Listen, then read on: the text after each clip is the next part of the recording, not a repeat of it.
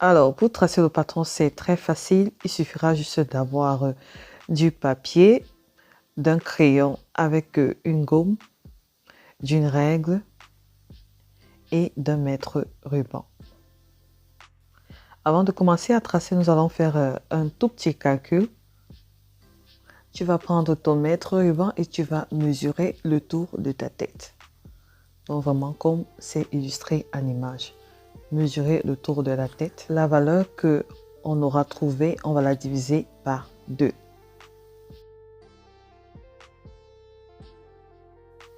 Un exemple, le tour de ma tête est de 54 cm. Je vais donc faire 54 divisé par 2, ce qui va me donner 27 cm.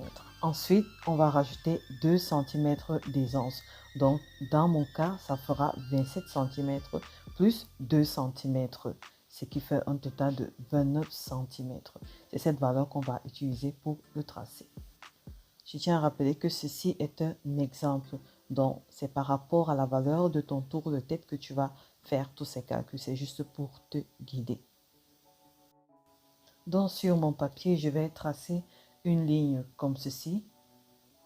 D'accord? C'est juste pour me guider. Et une ligne dans ce sens. Donc, de sorte à avoir une perpendiculaire. OK.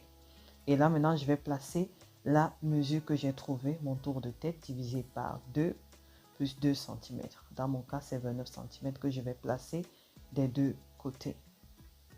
Je place la même mesure ici. Ensuite, je vais placer ma règle là au milieu et je vais placer cette mesure tout le long. C'est comme si on traçait un cercle en fait. Donc, c'est la même mesure là que je vais placer partout là. Je vais marquer des traits comme ceci, la même mesure partout. Bon, soit je le fais avec mon mètre ruban, soit avec la règle. C'est comme tu veux. Je place ces mesures un peu partout. Après, je vais connecter des points. Donc ici, on va dire c'est un quart de cercle.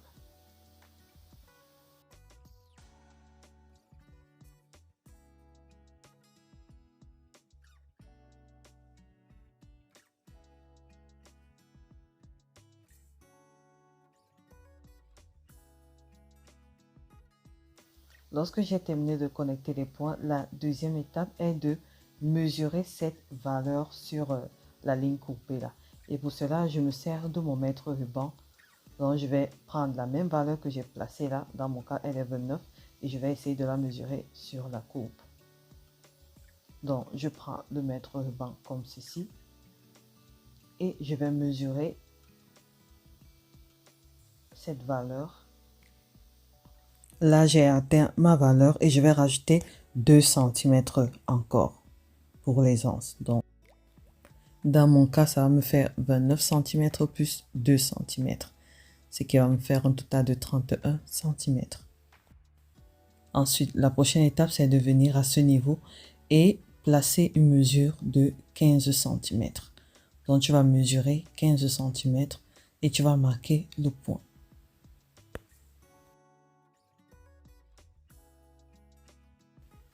Lorsque c'est fait, tu vas juste connecter ce point à l'autre point. Donc, tracer juste une courbe comme ceci et le tour est joué. Donc, cette partie, elle n'existe plus. Ensuite, nous allons tracer un rectangle qui aura pour valeur la valeur qui sera trouvée ici. Dans mon cas, elle est de 31 cm. Toi, tu vas mesurer la valeur que tu auras trouvée chez toi et tu vas tracer une ligne comme ceci qui aura cette valeur. Et la largeur sera de 7 cm. Donc là, j'ai marqué 7 cm que je vais marquer tout le long et je vais fermer mon rectangle. Et c'est tout. Donc là, on va appeler pièce 1 et la pièce 2. Là, j'ai prolongé ma ligne parce qu'on va encore tracer un autre rectangle qui aura pour valeur la valeur qui est représentée ici, plus 3,5. Donc là, tu vas placer ta valeur, plus 3,5. Dans mon cas, j'ai 29 cm plus 3,5 sur une largeur de 8 cm. Donc là, tu vas marquer 8 cm. 8 cm. Et tu vas fermer ton rectangle. Donc voilà, c'est terminé. On va noter cette pièce, la pièce numéro 3. Avant de continuer, il faudra rajouter les valeurs de couture 1 cm partout là.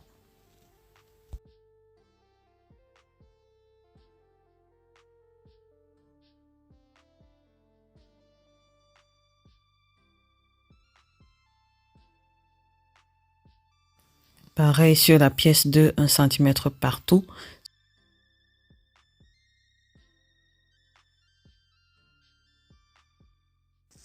Sur la pièce numéro 3 aussi, rajouter 1 cm de valeur de couture partout, sauf à ce niveau.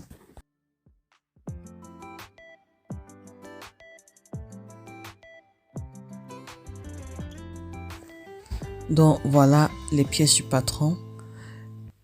Je vais vérifier si la pièce numéro 2 coïncide réellement avec la pièce numéro 1 à ce niveau.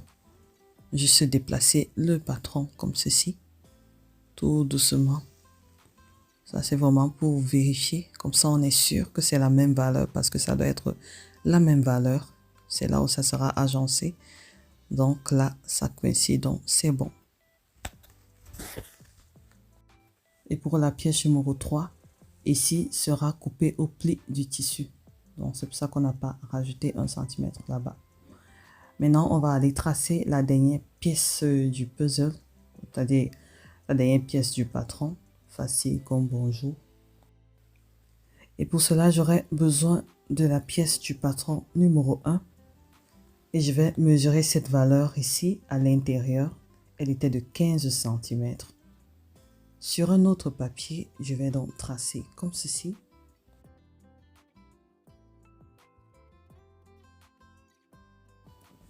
Je vais tracer un rectangle qui aura pour largeur 15 cm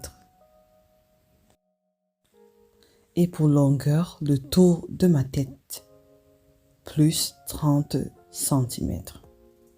Dans mon cas, le tour de ma tête est de 54 cm plus 30 cm. Ce qui va donner dans mon cas un total de 84 cm. Et cette partie, c'est la tache de notre turban. Et là, je vais fermer mon rectangle.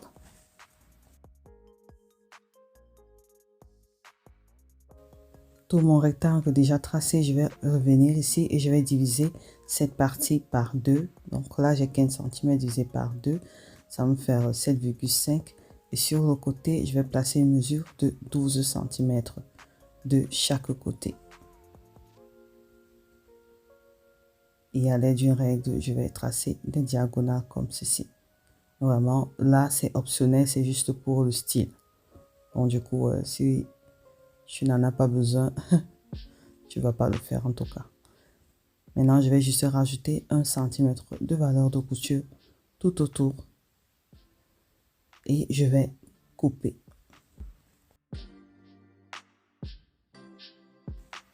On va appeler cette pièce la pièce numéro 4. Donc, ça sera la tâche. Donc, voilà, tout le patron est déjà terminé.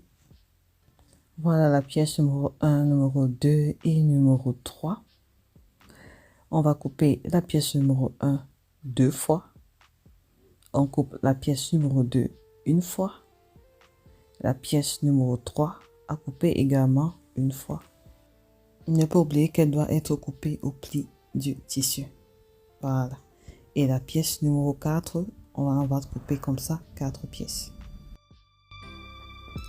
Donc voilà, on a terminé avec le patronage. Je pense que c'était très facile, n'est-ce pas?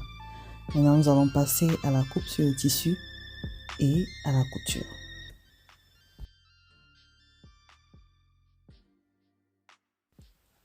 Alors, pour ce projet, il te faudra environ 1,5 m de tissu. Comme ça, on est sûr qu'on pourra coudre le turban sans problème. Donc, voilà. Ici, j'ai le tissu wax de chez Amagat Wax. Avec le tissu wax, on n'est pas obligé de suivre le droit fil. Donc, du coup, on peut couper dans les deux sens du tissu. Là, je vais d'abord commencer par repasser mon tissu. Il est plié en deux, de sorte que j'ai endroit contre endroit. Et je vais commencer par placer la pièce que je veux. Ici, moi, j'ai commencé à placer les pièces d'attache. Donc, comme ça, après avoir coupé ici, là, j'aurai 2 pièces et je vais répéter le processus. Donc, je dois avoir au total 4 pièces. Ici, comme j'ai plié le tissu, j'ai endroit contre endroit. Donc, voilà, la pièce, elle est coupée. J'ai un total de 2 pièces. Et je vais répéter le processus pour avoir 2 autres pièces comme ceci. Je continue, je plie le tissu comme ceci en 2 et je vais placer la prochaine pièce. Là, c'est la pièce numéro 1. Donc, j'aurai besoin de 2 pièces là aussi. Mon tissu est plié endroit contre endroit. Je vais passer la pièce là et celle-ci, la pièce numéro 3, je vais la placer sur le pli du tissu comme ceci. Je vais épingler le tout et je vais couper.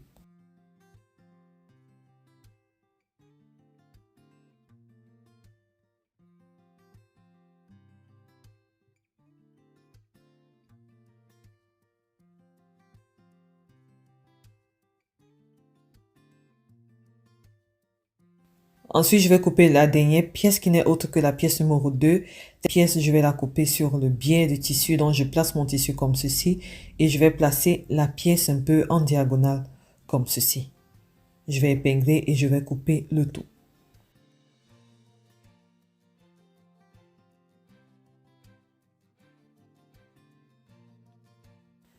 Je vais commencer par assembler les attaches. Et comme ça, je prends chaque 2 pièces, comme j'ai coupé, et je vais aller coudre là à 1 cm du bord, à la machine à coudre. Lorsque j'arrive sur les coins comme ceci, les angles, je laisse l'aiguille enfoncée, je soulève le pied de biche, je tourne la pièce et je continue à coudre. Pareil ici, dès que j'arrive sur un angle, je laisse l'aiguille enfoncée, je soulève le pied de biche, je tourne la pièce et je continue à coudre. Donc après avoir cousu celui-ci, je vais répéter le même processus pour l'autre pièce.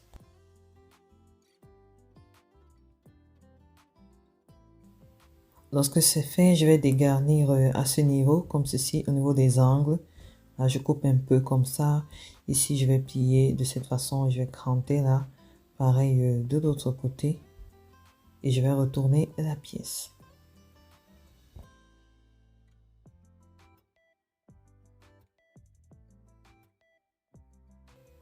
Ensuite, je vais bien repasser. Donc voilà, les attaches sont déjà prêtes. C'est bien repassé. Je vais mettre de côté et on va continuer. Maintenant, je vais assembler la pièce numéro 1 à la pièce numéro 2. Je vais d'abord enlever comme ceci et je vais assembler de sorte à avoir endroit contre endroit. Je vais épingler le tout et je vais passer à la couture à 1 cm du bord.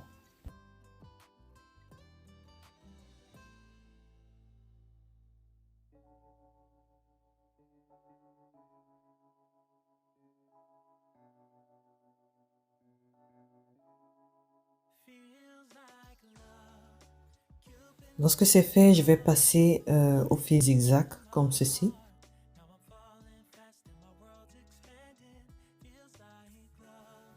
Ensuite, je vais repasser pour coucher la couture. Donc, bien repasser là. Ensuite, on va aller surpiquer. On va surpiquer là à 2 mm du bord. Mais il faudra faire en sorte que la couture soit couchée vers la pièce 1. D'accord? Et aller surpiquer à 2 mm environ.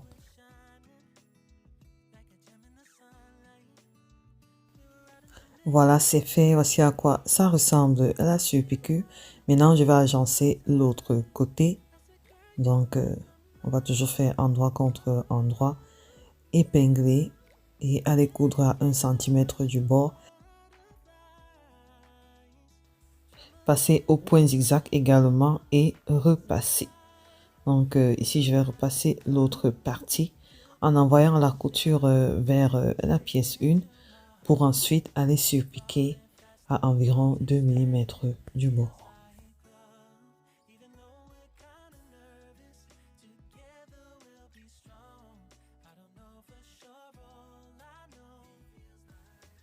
Alors voilà, c'est fait. Donc, on va continuer avec l'assemblage des pièces. Donc ici, on a la pièce 1 qui est déjà assemblée à la pièce 2. Maintenant, on va assembler la pièce numéro 3. Je vais d'abord prendre la pièce numéro 3 comme ceci. Là, c'est plié endroit contre endroit. Je vais déplier comme ceci et je vais plier de sorte que le côté endroit soit face à moi. Donc là, c'est le côté endroit qui se voit. Je vais donc bien repasser comme ceci pour bien plaquer la pièce. Je vais d'abord plier ceci en deux comme ceci. Et je vais faire un petit cran là, juste un peu. Je vais cranter à ce niveau. Je vais redéplier la pièce comme ça. Et cette pièce également, je vais cranter au milieu. Et je vais faire endroit contre endroit. Donc là, on a endroit contre endroit. Je vais commencer par épingler au milieu. Et je vais continuer sur chaque côté. Donc je vais épingler partout. Ensuite, aller coudre à 1 cm du bord au fil droit. Puis je vais faire un point zigzag également.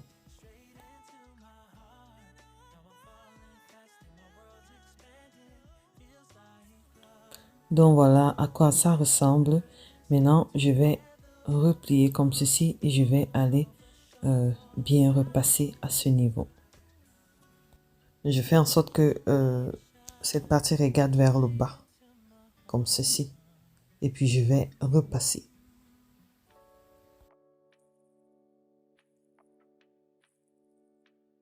Lorsque c'est fait, on va aller surpiquer là à 2 mm du bord. Voici à quoi ça ressemble. Donc maintenant, on va continuer. Ici, cette partie, on va placer l'élastique. Je vais d'abord commencer par faire une couture à 1 cm du bord. Juste une couture droite. Cette étape n'est pas obligatoire. C'est juste pour que je puisse faire mon ourlet facilement puisque cette partie, elle n'est pas droite. Elle est un peu courbée. Donc ça, c'est une astuce. Ensuite, je vais passer au fil zigzag dans mon cas.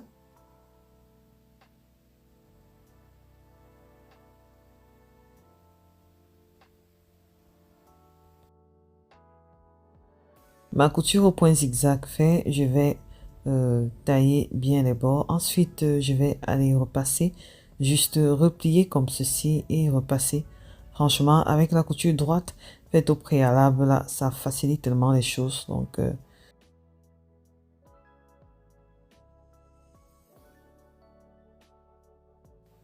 ensuite, je vais passer à la couture à 1 cm du bord.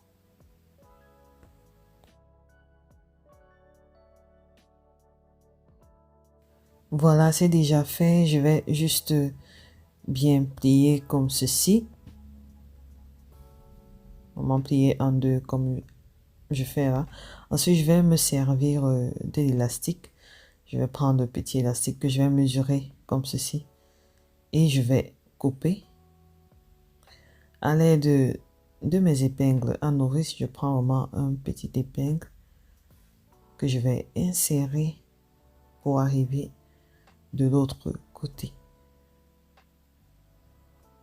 Donc j'arrive là de l'autre côté, je vais donc passer là au fil pour sécuriser cette partie.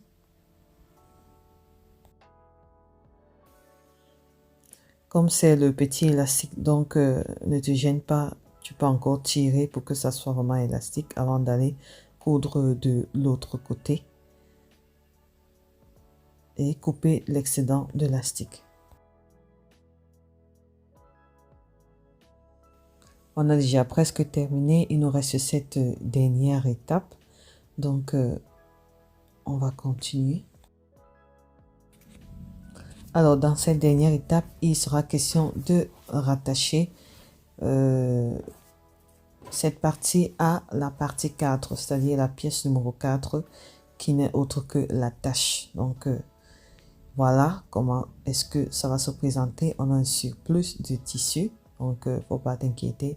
Il suffira juste de créer un pli à ce niveau pour que les deux pièces aient la même largeur. Donc je remontre ici. Voilà, comme ceci, je vais créer juste un pli là. Et essayer jusqu'à ce que je vois que tout coïncide. D'accord?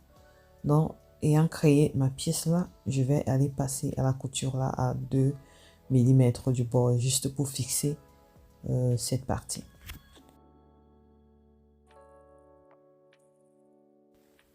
Donc voilà, c'est fait. Je vais juste agencer endroit contre endroit comme ceci. Je vais passer à la couture à 1 cm du bord. Je vais passer au fil zigzag. Ensuite, je vais surpiquer. Donc là, je te laisse avec les images.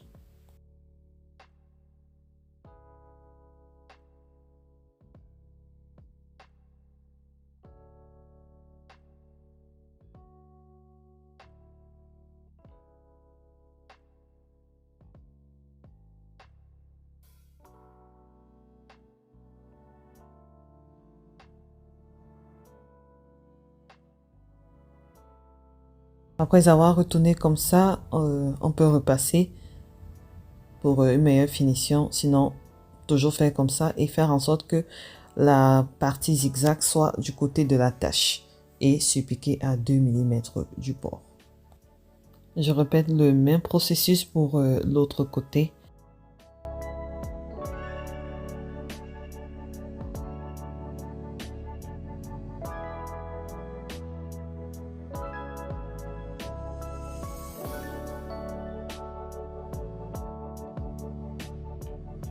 Donc voilà la surpiqûre.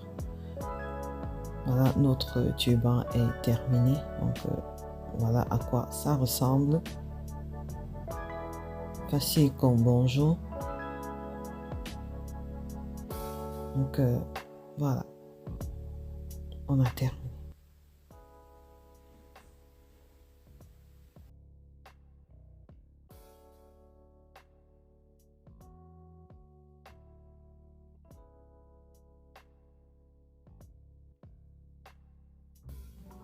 La dernière étape, c'est comment nouer le turban.